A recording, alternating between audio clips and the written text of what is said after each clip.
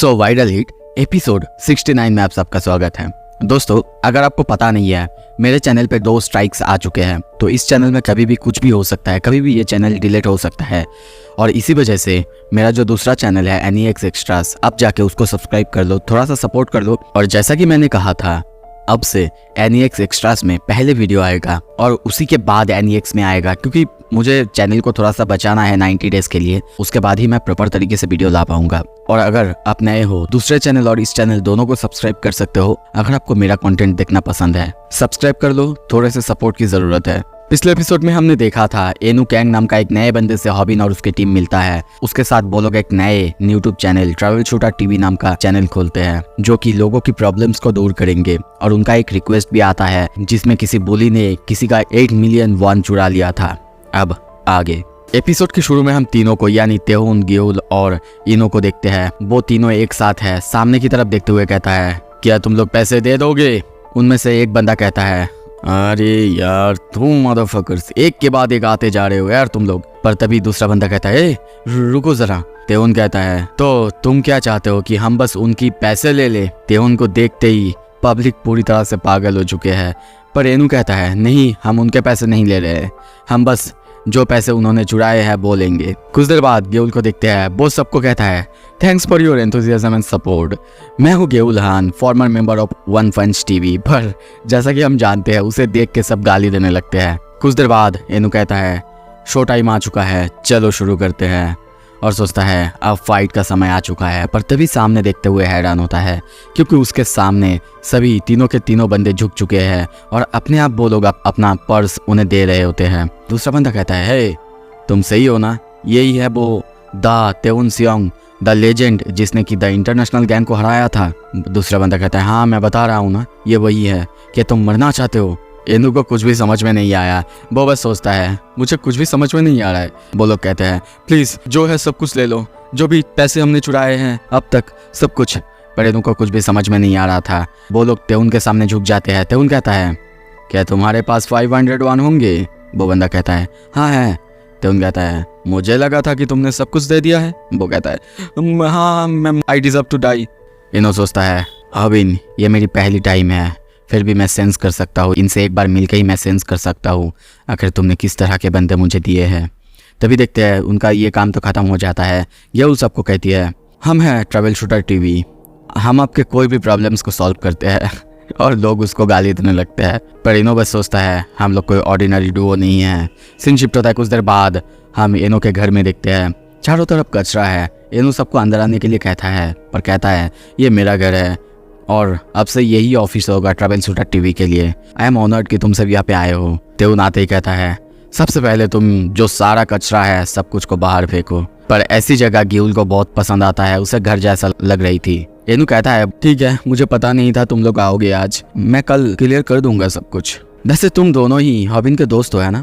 ये सुन के ग्यूल कहती है, नहीं, डोंट बी रिडिकुलस, हम बस बिजनेस पार्टनर्स हैं। तभी वो एक पेपर दिखाते हुए कहता है, हॉबिन ने मुझे कहा कि मैं एक्सट्रीमली टैलेंटेड हूँ और बार बार वो मेरे वहाँ पे आता गया और मुझसे कहता गया कि मैं तुम्हारे साथ टीम अप कर लूँ, इवन दो मैंने बार बार ना ही करी थी। कॉन्ट्रैक्ट देख के तुम समझ सकते हो ये चैनल मुझे बिलोंग करता है। पर इनो देखता है और कहता है, सब कुछ तो ठीक है, पर इसमें जो सबसे ज्यादा मेन है वही तो नहीं है, स्टैम्प। ग्यूल कहते हैं, क्या स्टैम्प नहीं है? हॉबिन ने तो कहा था है। तभी वो हॉबिन को कॉल करती है, पर हॉबिन उसका फोन ही नहीं उठाता। एनु बस उसको देखता है और सोचता है, गेउल हान, ये तो और भी ज्यादा अजीब है। और फिर तेउन की तरफ देखते हुए सेम सवाल पूछता है, क्या तुम्हारा भी बिजनेस रिलेशनशिप है उसके साथ? उसका ये बात सुन के तेउन सोचता है। हॉबिन और तेउन को आमने सामने देखते हैं। वो कहता है, क्या चाहते हो तुम? और ये एनु कैन वो कौन है और मुझे उस एसोल की हेल्प क्यों करनी है उसके चैनल के साथ? हॉबिन कहता है, क्यों ना हम थोड़ा सा बैठ के बात करें। कुछ देर बाद वो दोनों बैठ जाते हैं। हॉबिन उसको एनु कैन के बारे में सब कुछ बता देता है। बताता है कि जिन्हों ली के लिए उसका पूरा फैमिली मारी गई। और एनु कैन को हॉबिन के अंदर थोड़ा सा होप दिखा और उसने ये भी कहा था कि वो जिन्हों को पकड़ने में मदद करेगा, वो अपनी आपकी लाइफ को रिस्क पे डाल देगा, इसीलिए वो उसकी मदद करना चाहता है। तेउन कहता है, पर उस बच्चे को तो अभी भी बहुत कुछ सीखना बाकी होगा। हॉबिन फिर से कहता है, मैंने कहा ना, उसने कहा है कि वो अपने आप को बेड पे लगा देगा। तुम्हें पता है, मैं उसके लिए बहुत ज़्यादा सॉरी फील करता हूँ, सच में बहुत ज़्यादा सॉरी फील करता हूँ। प्लीज़ चलो साथ में उसकी मदद करते हैं। वो स्माइल के साथ तेउन को ये कहता है और तभी तेउन उसको यानी एनु को देखते हुए कहता है, एनु कैन अपने आप को लकी समझो। और सोचता है, हॉबिन पता नहीं पर तुम बहुत बहुत ज़्यादा अच्छे हो, पर ये जो बंदा है ये भी कुछ नॉर्मल नहीं लगता मुझे। एनु कहता है, थैंक यू सो मच। वो चला जाता है। ऐसा कह के एनु कुछ देर बाद कहता है, ठीक है अब तुम घर नहीं जाओगी क्या? वो कहती है, ऑफ कोर्स नहीं, क्योंकि हमारे नेक्स्ट रिक्वेस्ट ऑलरेडी आ चुका है, तुम्हें पता है ना। एनु ये देख के हैरान होता है और कहता है, क्या ऑलरेडी? और उनका नेक्स्ट रिक्वेस्ट जिसमें कि लिखा हुआ था, मेरे भाई कुछ अजीब सा बिहेव कर रहा है। कुछ देर बाद सीन शिफ्ट होता है। हम किसी और के घर पे देखते हैं एक लड़की को। उससे मिलने वो दोनों आए थे। वो दोनों अपने आप को इंट्रोड्यूस कराते हैं कुछ देर बाद, और उस लड़की से पूछते हैं, आपने बताया था ना आपके भाई के बारे में, उसकी बिहेवियर कुछ अजीब है। वो उन दोनों को अंदर बुलाती है और कहती है, ये एम्बैरेसिंग है, पर प्लीज़ अंदर आ जाओ तुम दोनों। मुझे कुछ भी नहीं पता कि मेरी भाई क्या कर रहा होगा। टू बी ऑनेस्ट मैं एक्सपेक्ट नहीं कर रहा था कि मैं ऐसी रिक्वेस्ट करूंगा और ऐसा काम भी करेगा कुछ, पर मुझे लगा कि तुम लोग शायद कुछ कर सकते हो, कुछ जानते होगे, क्योंकि तुम लोग भी स्कूल स्टूडेंट्स हो। मुझे बहुत चिंता होती है, पता नहीं उसके साथ आखिर क्या हुआ है। ये सुन के एनु कहता है, क्या हुआ है? वो कहता है, पता नहीं मेरे भाई गायब हो चुका है। कभी कभी तो लगता है उसका दिमाग पूरी तरह से खराब हो चुका है। एनु पूछता है, क्या हुआ है आखिर उसके साथ? वो कहती है, मैंने कभी उसे इस तरह नहीं देखा। वो बहुत अजीब सा बिहेव करता है। कभी कभी वो बहुत ज़्यादा वायलेंट हो जाता है, कभी कभी कुछ अजीब से चीज़ें कहने लगता है। हर बार जब वो घर से बाहर जाता है और जब वापस आता है कुछ अजीब से अलग ही पर्सन बन जाता है। ये सिगरेट्स हो सकते हैं, पर उसके जो क्लोथ्स है वो भी स्टिंक करते हैं, और कभी कभी तो बहुत सारे पैसे लेके वो वापस आता है। पर तभी ग्यूल कहती है, thank you for your story, पर जितना कि लग रहा है तुम्हारी भाई वो प्यूबर्टी से जा रहा है और कुछ भी नहीं है। एनु कहता है, आखिर तुम कहाँ जा रही हो? वो कहती है, मैं घर जा रही हूँ, और क्या? इसका क्या मतलब होगा कि उसके भाई अजीब से बिहेव कर रहा है? मैंने कहा ना ये प्यूबर्टी है और कुछ भी नहीं। और वैसे भी घर पैसे लाना वो तो बहुत अच्छी बात है ना। पर एनु उसके पास जाता है और उसे समझाता है कि रुको, ये हो सकता है कि ड्रग्स की केस हो सकता है। ये सुन के ग्यूल कहती है, ड्रग्स? तो फिर बताओ तुम कितना चार्ज करोगे इस लेडी को? पर एनु इस बात का जवाब नहीं देता और उसे ड्रग्स के बारे में कहता है कि मैंने एक डिटेक्टिव से सुना था कि ड्रग्स एक बहुत बड़ी सी इशू है, और इतना भी सुना है कि जो न्यू ग्रुप है ड्रग्स के वो स्टूडेंट्स को टारगेट कर रहे हैं। हो सकता है इसका उससे कुछ लेना देना हो। और सोचता है, जिनहोली ये पॉसिबल हो सकता है। और वो ग्यूल को सब कुछ समझाता है। कहता है ड्रग्स ही था ना उसकी मेन बिजनेस, तो हो सकता है वो फिर से ये सब शुरू कर रहा होगा। सीन शिफ्ट होता है। कुछ देर बाद एक जगह पे देखते हैं कोई बात करता है और कहता है, they are all the rage this days aren't they? मेरा मतलब है जो ड्रग्स मैं तुम्हें सप्लाई कर रहा हूँ। उसके सामने एक बंदे को देखते हैं। वो कहता है, thank you sir, thank you for believing मी, और मुझे इन सब का इंचार्ज बनाने की। वो कहता है, मुन्हो इसे एक अपॉर्चुनिटी की तरह समझो, उन सब को बेचो, चाहे जिसको भी बेचना हो, या तक कि तुम बच्चों को भी बेच सकते हो। हाँ मुझे पता है कि तुम इसे जानते हो। कुछ देर बाद हम मुन्हो को बाहर जाते हुए देखते हैं। सीन शिफ्ट होता है। स्कूल में देखते हैं एनु आके हॉबिन को सब कुछ बता देता है। हॉबिन भी देखता रहता है। वो दोनों ये सारे बातें करते हुए जाने लगते हैं। या था कि एनु सब कुछ कहता है कि हो सकता है कि ये जिनहोली के बारे में हो, जिनहोली ये सब सप्लाई कर रहा होगा, पर अब तो उस लड़के को ढूंढना बहुत ज़्यादा मुश्किल हो जाएगा। वो दोनों ये सब बातें करते हुए जा ही रहे थे। तभी दूसरी तरफ से हम देखते हैं सैनजियोंग और उसके पंटर्स आ रहे थे, जो कि उन्हें देख के थोड़ा सा हैरान तो होते हैं। दूसरा बंदा कहता है, क्या हमें उन्हें हाय कहना चाहिए? सैनजियोंग कहता है, बिल्कुल नहीं। वो सब आपस में बातें करते हुए पास करने लगते हैं। पर तभी कुछ अजीब होता है। हम देखते हैं हॉबिन उसका हाथ यानी सैनजियोंग का हाथ ग्रैब करता है। सैनजियोंग कहता है, आखिर क्या प्रॉब्लम है, क्या चाहते हो तुम? वो अपनी हाथ को स्नैप करने की कोशिश करता है, पर हॉबिन उसकी हाथ को छोड़ता ही नहीं। ये देख के बहुत सारे पंटर्स बहुत हैरान होते हैं। हॉबिन उसके हाथ को पकड़े हुए सोचता है, मुझे लगा कि मैंने कुछ देखा, वो टैटू, वो कुछ अजीब। और तभी उसे फोटो की बात याद आता है। वो एनु से कहता है, एनु इस फोटो को देखो, मुझे लगता है कि अब हम सब कुछ आसानी से ढूंढ पाएंगे। सीन शिफ्ट होता है। कुछ देर बाद हम उस बंदे को बंधा हुआ देखते हैं। वो दोनों मिलकर उसे एक जगह लेके आए थे और उससे पूछताछ शुरू करते हैं। हॉबिन उसे एक्सप्लेन करने के लिए कहता है, सच बोलने के लिए कहता है, या तक कि वो उस बंदे की फोटो भी दिखाता है। पर सैनजियोंग कहने लगता है, मैंने कहा था तुम सबसे, मैंने इस बंदे को कभी नहीं देखा, बस ये जो टैटू तुम देख रहे हो ये मुझे पसंद आया था एक बार, इसीलिए मैंने बना लिया था। कुछ देर बाद हम एनु को उसकी बैग को सर्च करते हुए देखते हैं। तेउन कहता है, इस बंदे को पीटने के बाद ही ये सच बोल पाएगा। पर तभी एनु को कुछ मिलता है, एक पेन किलर, जो कि उन सारे पेशेंट्स को दिया जाता है जो कि सीरियसली इल होते हैं। पर इसके जैसा एक पील आखिर इसके बैग में क्या कर रहा है? और सिर्फ इतना ही नहीं, वहाँ पे उसके बैग में और भी बहुत सारे थे। इनो उससे पूछता है, क्या एक्सप्लेन करना चाहोगे कि तुम्हारे बैग में पेन किलर्स, इतने सारे पेन किलर्स क्यों हैं? ये सुनने के बाद उस बात को वो पूरी तरह से डिनाई करते हुए कहता है, मैं बस ये इसीलिए ले रहा हूँ क्योंकि मैं ठीक नहीं हूँ, मुझे दर्द होता है, इसीलिए। मुझे ड्रग्स के बारे में कुछ भी नहीं पता है। तुम सब मुझे आखिर मार क्यों रहे हो, पकड़ के क्यों रखे हुए हो? मैं तो इनोसेंट हूँ ना। पर तभी इनो कहता है, तुम्हें पता है नारकोटिक्स कंट्रोल एक्ट, उसके आर्टिकल 59 पैराग्राफ 1 और सब पैराग्राफ 9 के हिसाब से एक बंदे को 1 या फिर उससे ज़्यादा साल के सजा सुनाया जा सकता है।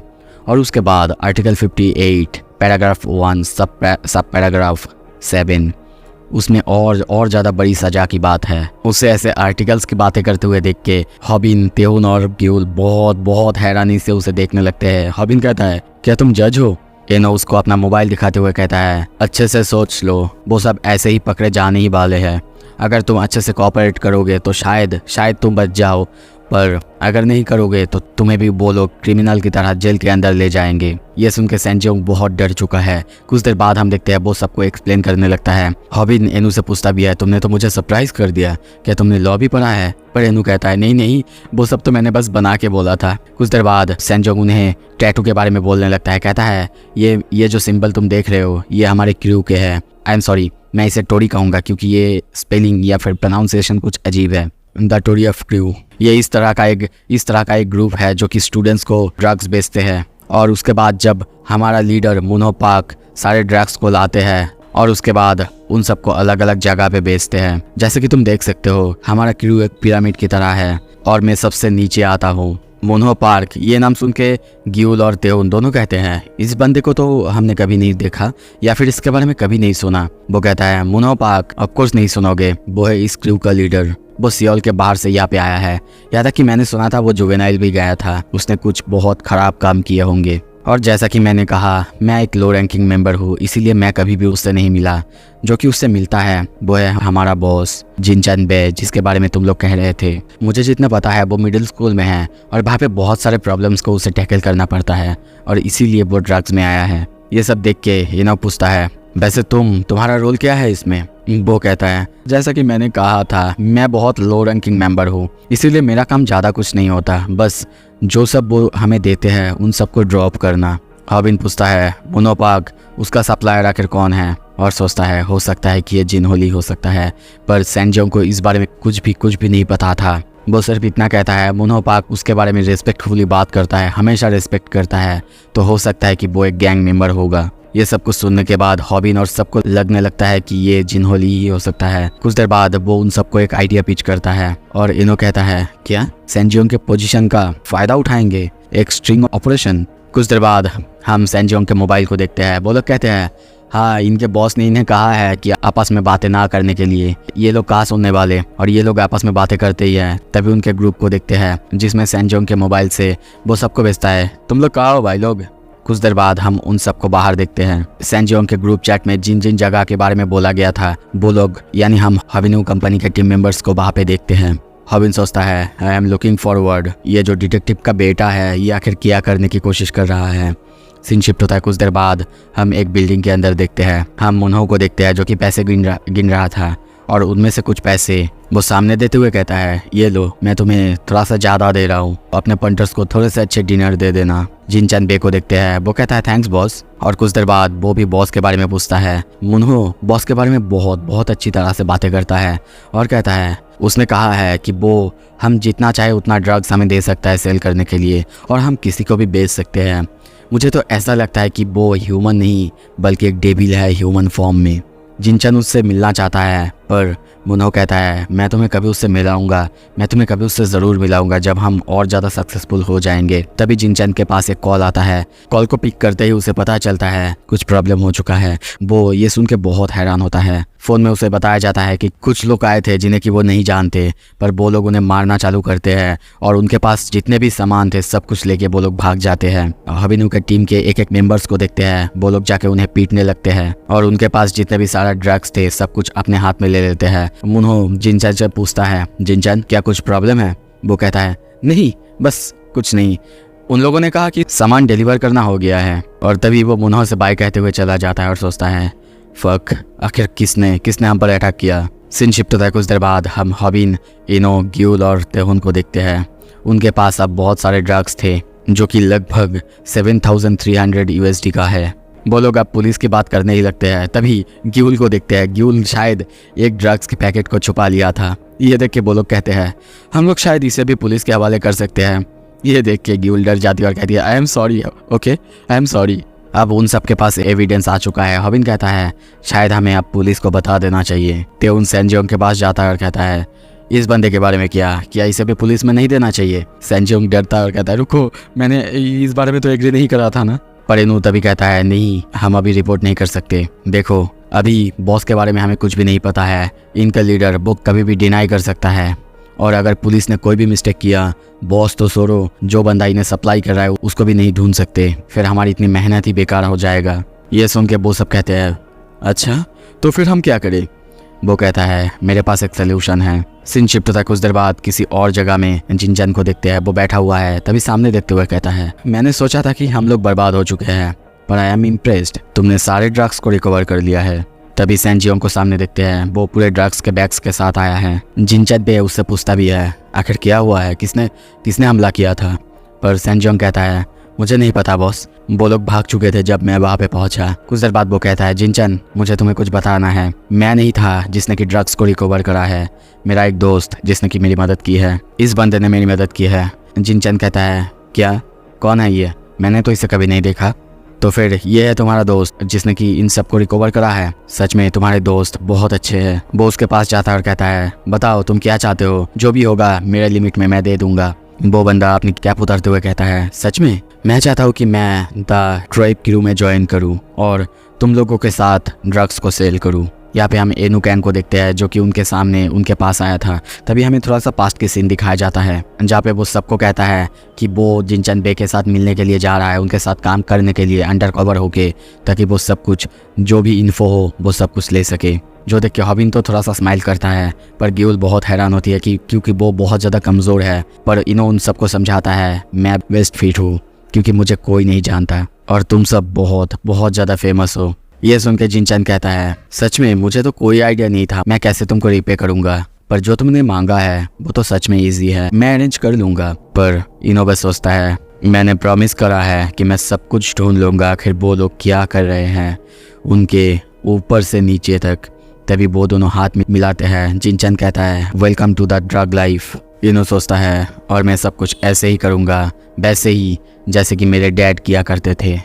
थैंक यू सो मच दोस्तों देखने के लिए। अगर आप नए हो इस चैनल पे, इस वीडियो को लाइक करो, शेयर करो और चैनल को सब्सक्राइब करो। और हाँ, अगर आप एनीएक्स पे देख रहे हो तो जल्दी से जाके दूसरे चैनल को सब्सक्राइब कर लो। Thank you so much.